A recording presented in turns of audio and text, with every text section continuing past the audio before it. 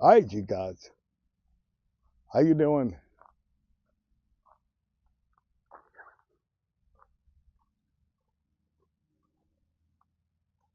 So we're gonna take a healthy walk tonight.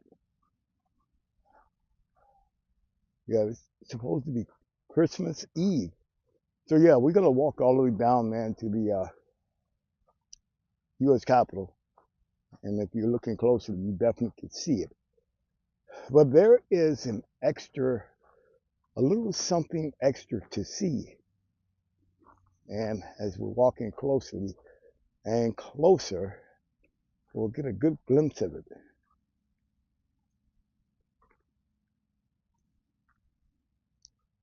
Oh, I know. I heard that. I heard that. Yeah.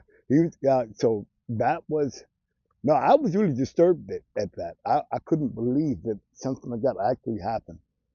I mean, that just it's not fair that you have people concerned about illegal immigration, and then you have something kicked off like what happened yesterday, or well, I should say the day before yesterday. Yeah, in which the guy committed a very disturbing act of murder. I mean, we normally hear of serial killers doing things that diabolical now as what this guy committed, and it kind of reminded you. You had to go back in time to some of the worst serial killers that ever uh, uh, walked this country, and you think about some of the heinous acts that they've committed. You're sort of reminded of people like, boy, this guy did he in one act of murder, he topped Ted Bundy, he topped Ed Gein, you know, he topped. You might even go as far as the Green River Killer. This guy in one act of murder, he topped all three of these guys, considering what he did. You never thought something like that would happen, like in today's generation, even in towards the end of a year like this. But this guy did it. So if you haven't, and I'm sure you probably have, but I'm just kind of going to reiterate it. So this guy in New York City decided to get on the F train, the Brooklyn bound F train, and he's going all the way to Coney. Now again, he's going all the way down to Coney Island, and so he sees this woman on the train, and he decides to. I guess after he noticed maybe she was sleeping, he noticed that and took advantage of it and took an object or something flammable, and he a lighter. Yeah, he took a lighter and literally set this woman on fire while she was sitting down sleeping, and it must have been whatever she had on must have been combustible, really combustible, because by the time she noticed it, she had actually already walked towards an entrance or ran towards an entrance trying to get to douse the flames, and she was unsuccessful. And she was found standing up uh, in the train car, holding onto the rail, literally, literally on fire. And this guy who committed the act sat there and watched this woman burn. He literally took a seat on the bench outside of the train, took a seat on the bench and watched this woman burn to death. Dude, listen, hey, if that's, we haven't seen an act of murder like that in quite a while. This guy did it. Really. I mean, this is, no. I could, listen, we have heard of murderers. We have heard of people killing other people. I mean, in the worst way. And we haven't seen something like this in a while, where the guy takes the act of arson and add a human face to it. That's what he did. He burned this woman alive, you know, and to sit there and have the flames engulf you, and, and not being able to do anything about it, as much as you might try. Remember now, she was asleep. She was asleep on the train. So by the time she noticed it, she was on fire. It was too late. It was too late for her to do anything about it. So, but yeah, there's already a call for uh, to have the execution in place. They want this guy to be handed down. The death sentence needs to be handed down to this guy. And whether or not the New York State decides to do that, yeah. But come on, something has to happen. This guy, I mean, and again, he is an illegal immigrant. What do you think would probably happen to this guy? Now remember, we are still dealing with a Democratic led city, Democratic governor, Democratic mayor. Okay. So what do you think could possibly happen? You might listen, forget about we've already gone past him being found guilty. There's no doubt about it. Okay. But again, the lawyer that is going to be assigned to defend him will probably do so on the basis of this guy not being or having the scruples to stand trial. That's going to be one of the first things they're going to advocate for. This guy is not ready to stand trial. And so, as a result, he does not understand, he cannot comprehend the fact that this guy, he cannot comprehend the idea of committing murder. Probably doesn't know what that means. That he was not in his right mind when he did it. This is what the lawyer is going to advocate for. And as a result, he's going to persuade the jury, if there is one, that this guy, to back up some, the judge can easily intervene based on that information alone and to eliminate a jury trial. If this guy does not have the psychological basis to stand trial, again, they can eliminate the trial. He can be easily found guilty, but they could put this guy in some kind of insane asylum for life. He can be committed to a hospital for life. These things have happened already in the past. We've seen them happen. Again, this is what a lawyer would advocate for. This guy is not in his right frame of mind, and because of that, he should not be found, or he's not in the frame of mind to stand trial. Because he's mentally not capable of understanding the procedure. He doesn't understand the ramifications. He doesn't even understand what he did. That's what they're going to say. So the judge is he's going to step in, and it's going to be a kind of open and shut case. He's going to automatically be committed, civilly committed automatically, okay, to a mental health professionals, hospital, whatever you want to call it. And he's going to be sentenced as such. Now, whether or not you agree with that, I don't know. I definitely don't agree with it. I'm like, how can the person who decides he decided, he had to have made the decision to take the lighter, right? He had to make the decision to create a flame. He had to have done something he had to make a decision to do what he did without remorse, and he did that. So you cannot tell me this guy is beyond understanding. You can't possibly tell me this guy didn't know what the hell he was doing. The fact that he did it was enough.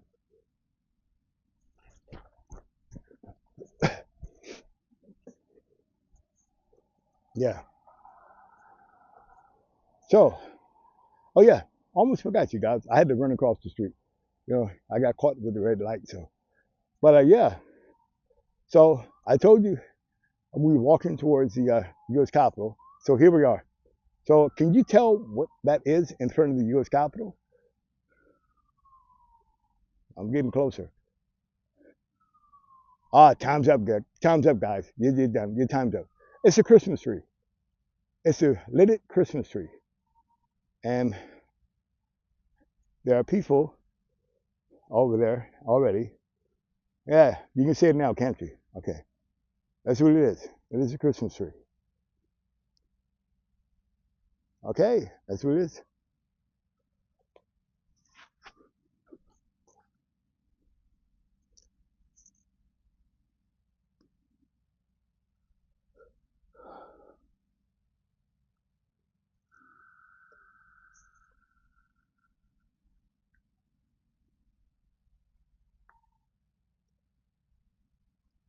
Yeah, but this is sort of like what we have been dealing with, talking about for the past couple of. Oh, is that ice?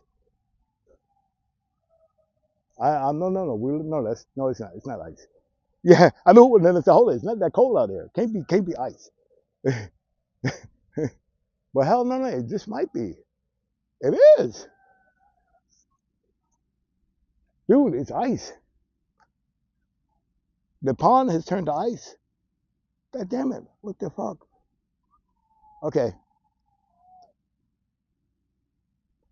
So anyway, you guys, this is pretty much it. This is what we've been talking about for the past couple of days. Pretty much literally ever since this incident took place. Um, I mean, again, we know yeah, so yeah, different states have different procedures for determining whether somebody is not well enough to stand trial. And we're talking about on the mental level. Uh, that happens, man. We see this happening all the time. Like you're not well enough mentally to stand trial. And so as a result, the judge has to make a decision whether or not to proceed uh, in the case. And you can't do it in the regular fashion. How do you give a person like this to literally, and I mean literally, uh, uh, declare himself guilty? Even how do you declare him, or how can he accept the guilty plea? He's not able to understand the process that the prosecutors will offer him a deal. He's not able to understand the process to accept the guilty plea. If the judge asks him, "How do you plead?" and he doesn't know what a plea means. He doesn't know whether he doesn't understand how to accept his responsibility or not. And so as a result, he probably he will not answer or can't answer because he just doesn't understand. And so a psychologist now would have to come in, a doctor would have to come in to examine him to determine whether or not this guy is well enough to stand trial. If he can understand the basic principles of the law and how it applies to a person who's committed a crime, a criminal offense, then he has to declare him unfit to stand trial. And if a doctor, a psychologist, makes that determination, then it's pretty obvious. The judge has to accept that. Uh, and again, he no, the judge does not have to accept it, but he examines all the recommendations that are put forth by doctors, reports put forth by the other psychologists, uh, the prosecution, the defense attorneys, and what their recommendations might be. And eventually, they're going to strike a deal with this guy. The fact that he is a illegal immigrant, I think it's enough. They're going to look at this heavily, and they're going to say, hey, we can one option we have, we can deport this guy, which means he gets out. He gets out of he gets away with the murder, and that's what they're really concerned with. How do you deport somebody like this guy who committed a heinous crime the way he did it, and then deport this guy, seriously deport him, which really means that he got out of the criminal offense, he got out of facing trial. In other words, he's got away with the murder. That's what they're going to say, which is really sad, really really sad. So that's what happens, and so it is unusual, unnecessary, and sad. But this is part of our legal system. Okay, it's really part of our legal system, and it's something that shouldn't happen. I can't begin to tell you how many cases have gone before in states that I've been in which you have found, literally you have found cases where the insanity plea has been put forth, and judges will take maybe less than 48 hours to determine whether an insanity plea actually works in this case. This guy, being an illegal immigrant, will probably have the same procedure done to him. And as a result, it will probably take less than 48 hours, uh, before the judge will decide whether or not to accept this insanity plea based on the recommendations put forth by the psychologists. Their determination is going to be, or the factors that they're going to be looking for, is pretty obvious. I mean, again, one is whether or not he has the level of understanding that it takes. So they're going to test him. They're going to test his understanding, whether or not he can comprehend. The comprehension level is going to be the first thing they're going to be asking about. How they describe his comprehension level is going to be kind of significant.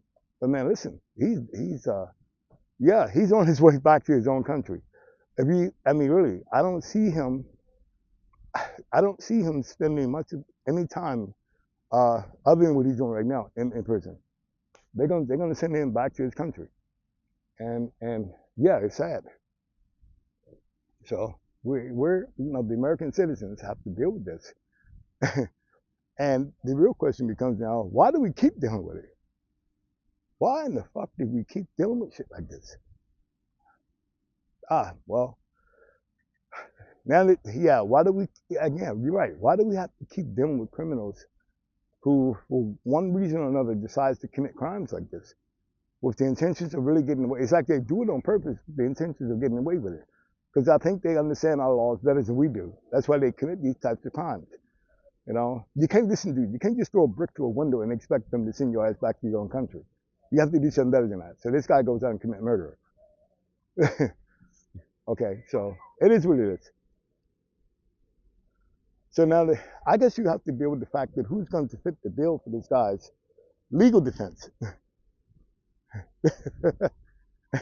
I mean, who's going to hire the lawyer? I mean, well, we already know what kind of lawyer he's going to get. But, and again, somebody has to pay for that. So,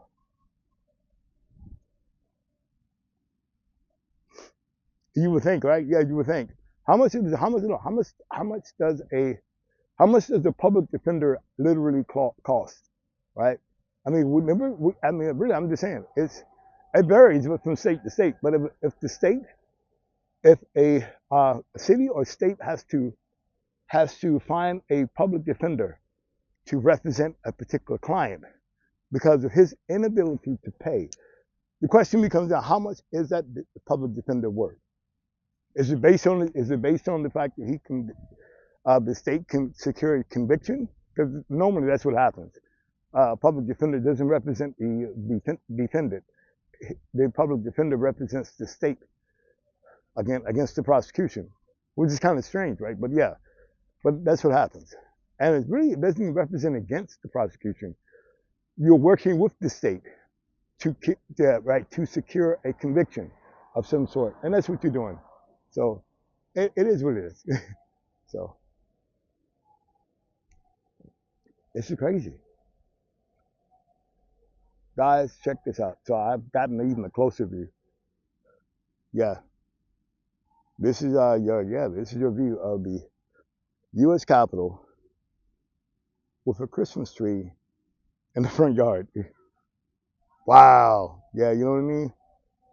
So yeah, let's deal with the fact that we have Christmas upon us right now, and that Christmas tree looks mighty fine. Looks mighty wonderful, and I guess this is part of this is part of what America represents, right? Uh, yeah. So we got a Christmas tree sitting in the front yard of the U.S. Capitol. Okay, guys.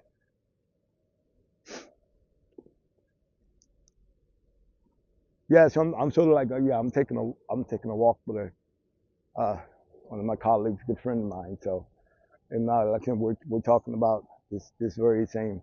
I don't know. I guess, man, for real, it still bothers me. It really does. It still bothers me because we've been talking about illegal immigration for a while, and why do we have it now? Why is it so important today? Let me say that. Why is it so important today? And it wasn't important 15 years ago.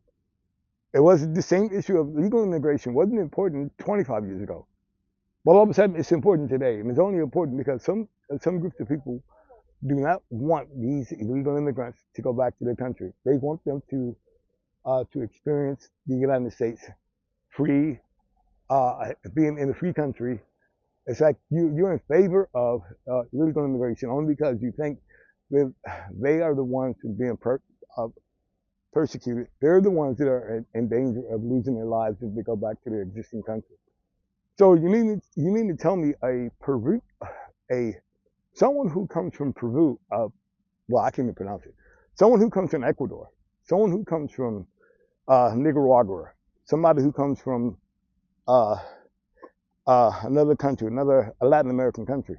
So you mean to tell me because they're having issues with that country, because their government is falling apart, that they are now in danger of losing their lives, and as a result, they are looking towards the United States as a reason for. No, I can't buy that. That's crap. So But again, we find it now very important to keep these people uh, in this country for this reason. We don't want to send them back because it actually would cost us too much to do that. This is what most Democratic leaders are looking at. It's going to cost too much to send those individuals back to their country. But you have a state like New York now that's putting up thousands, hundreds and thousands of dollars now to do the same thing, giving them like plane tickets, giving them like bus tickets to anywhere in the United States. And it's only because of the pressure that was being put down by uh, members of the Republican Party against the same measure. Now that Trump is in office, now he wants to act right. Now he wants to do the right thing. Now he wants to apologize for taking all the fucking immigrants into his country, into his city. Now he wants to do the right thing and turn around and send them people back to where they came from. When he should never have, in the first place, he should never have done that. Should never have even accepted these people into his city, into New York. But now he's done that. He wants to kind of save face. He realizes he's probably going to lose his seat. He's going to probably get dethroned. He knows he's the mayor, but he doesn't have much time left. So he wants to act right now. He's got a Republican back in office now, and so he wants to save face. That's the only thing he can do. Let me side with the Republicans. Let me do that now because they're coming on my back. They're putting pressure on me, so might as well, right? Okay. Yeah, we get it. We get it. You're not sending them or kicking them out of your city because it's the right thing to do, right? You're only doing it because you're saving face. You're only doing it because the Republicans are putting pressure on your ass, and you're getting tired of being on the hot seat. You're getting tired of being on the hot seat. So yeah, let's do this. I'm getting tired of them screaming and hollering at me. So let me do this. Let me satisfy and get these people out of my city before it's too late. Hey, yeah, come on, man. This is crazy.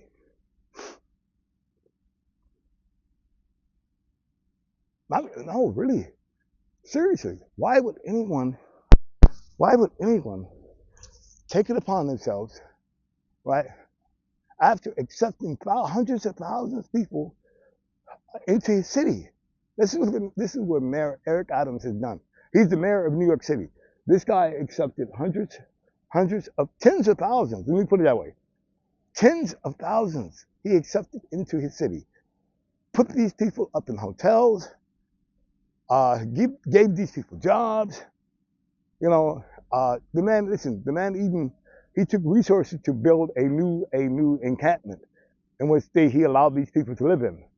Okay, gave them free bus rides to this encampment wherever they were. They can go to a central ground zero location, take that same bus that will take them to the shelter in which he had already built for them. Crazy. Now, if you saw the construction of how this shelter, how it looked, they had TVs, couches, they had refrigerators, they had washers and dryers, they had practically everything that they needed in order to survive from day to day. And plus, free food. Free food. Imagine that shit, gave them free food. Imagine also, and this is really maybe the worst part about it, along with free food, he closes these shelters because somebody actually put in a lawsuit, and which actually forced him to close those shelters.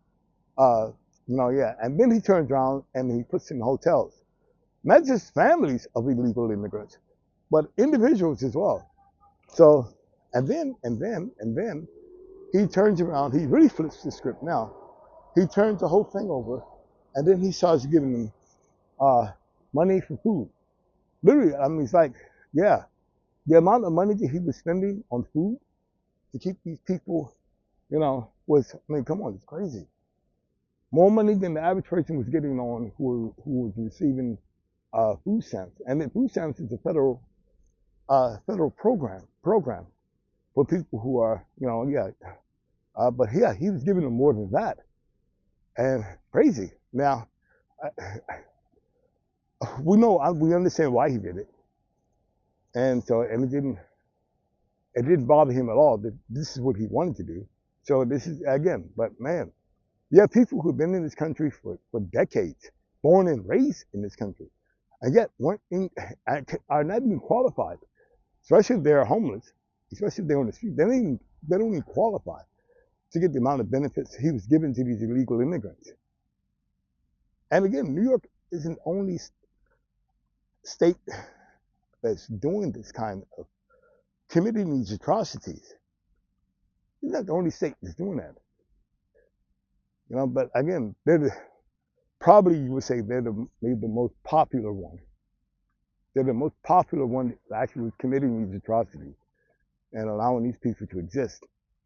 Honestly, I mean, if I was governor, I would have, yeah, definitely a recall. I would have done that because you don't take the resources that they're supposed to go to people who are unhoused and homeless and give them to illegal immigrants. As what you're saying is that the people that you supposed to be serving already, the very people who you have considered to be, who needed help the most, those people you just totally ignored. And that's exactly what happened. That's exactly what happened. He ignored those people and turned around and took the resources that were supposed to go to them and gave them to the illegal immigrants, as if to say they're more deserving of our help than the homeless people are, than the veterans, than people who are coming out of prison. We're trying to do right for a change. He's ignoring all of them, and he's turning and taking those resources and giving them to the illegal migrants. They're the ones who deserve the jobs. They're the one. This is sort of what how he's doing it. This is his Let's give the jobs to them. Let's give the housing to them. Let's give them financial resources, because homeless people don't deserve it. Families, low income people don't deserve it. Families who are suffering homelessness or whatever, they don't deserve it. People coming out of prison trying to turn their lives around, they don't deserve it. Let's give it to the illegal immigrants. They'd be willing to work for the pennies. It's crazy. I mean, I can't figure it out. But anyway, so we know now that Mayor Eric Adams has now faced with a big challenge. And so he's trying to please the Republicans because they're the ones that are in office right now. Come January, next month, we will have a new president. We actually already have one. He's already been recognized, and that's Donald Trump. He will be in office in January, okay? And as a result, Democrats will have they would have to face the consequences. And, and again, and I hope they do. They're trying to save face right now. They're trying to turn around and do what the Republicans want. They know they're going to be challenged. They know some of them going to be recalled, but I hope that's what happens. But man, they need this. They need everything you could possibly get right now. They need to. Somebody needs to light the fire up under their ass and get them to realize what they're doing. The Democrats have really failed this country. And if you don't believe that, there's something wrong with you. So, there we go. There's my take. Damn, it took me probably over like 45 minutes, maybe close to an hour to get that out. Okay. So, I'm done. I'm finished. So, I am now walking towards Union Station. And, yep. I haven't been up here in a while. Oh, wow. I just realized that. They got Christmas lights. Got Christmas lights all around the car. Oh. God damn. I know, no. Listen, hey, I know it's Christmas. I know we should celebrate. But goddamn, man. I mean, don't paint the car. Don't paint the car, man. Leave the car alone. Car don't need to have all those lights. Don't need to be decorated like that. Leave the car alone. Car is fine just the way it is. Yeah, man. Yeah, but it's crazy, yo. It's crazy. I haven't done a video like this in a while. Yeah, I just thought about that. I haven't done a video like this in a while. So, for those who have seen my previous videos, thanks for being patient because a lot has been going on with me, and I've had to make some changes, life-changing events. I've had to do things differently and make things, But so thanks for being patient with me, man. Thanks for, Jackie, just hanging in there with me. Things are gonna get better, and it will. Uh, but I couldn't take it no more. I really couldn't. I just had to come out tonight, man, and and do something different. So you guys hang in there. I'm going to. I got some things I need to do right now, and so you guys hang in there, and I'll get back with you in a few minutes.